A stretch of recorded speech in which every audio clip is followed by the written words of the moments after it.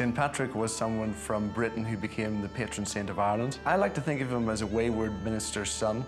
He was 16 when he was abducted from probably the southern part of Wales and taken as a shepherd slave to Ireland, where he herded sheep for some 6 years on Slemish Mountain, which is very close to Ballymena in County Antrim. He went through and endured many hardships, and then he started to pray. He remembered his father's faith, and it was during that time that he believes God started to speak to him. God said that he should eventually go and find a ship which was ready to carry him from Ireland, and that's what he did. He decided to escape.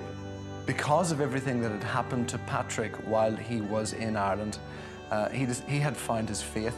So he decided that he was, from that experience, going to become a cleric himself. And eventually in his sleep one night, the angel Victoricus comes to him. He had this big bag of letters, and one of them was from the Irish. It said, Vox Hibernicus, the voice of the Irish. Dear Patrick, please come back to Ireland to save us. So Patrick decides from that moment that he must return on a mission to Ireland to save the Irish.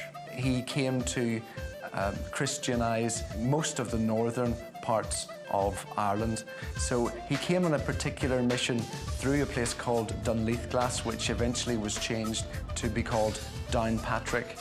And in Downpatrick, he created the first church in Ireland at a place called Saw, which still survives and stands and continues to be worshipped in. And he eventually established Armagh, which is the ecclesiastical capital of Ireland and remains so to this day. The legend of the snakes is that Patrick is supposed to have banished snakes from Ireland.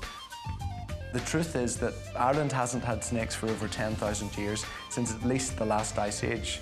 So we think the legend of the snakes relates to the serpentine characters that you see in many of the ancient pagan stones.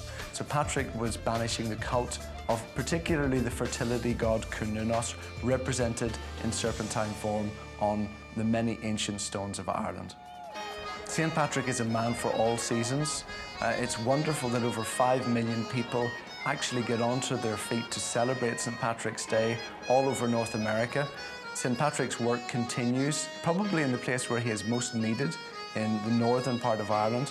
We celebrate St. Patrick in what we call the cradle of Irish Christianity in Downpatrick, where his mission began and where he eventually came to be buried. The Friends of St. Patrick is an organisation which we're trying to encourage people to visit St. Patrick's Country in County Down, Northern Ireland, but also be able to get involved with the work of St. Patrick, which continues to bring children from all faiths and traditions together to learn about their common Christian heritage. Patrick is not dead in that we keep him alive 365 days a year, and his work continues through us.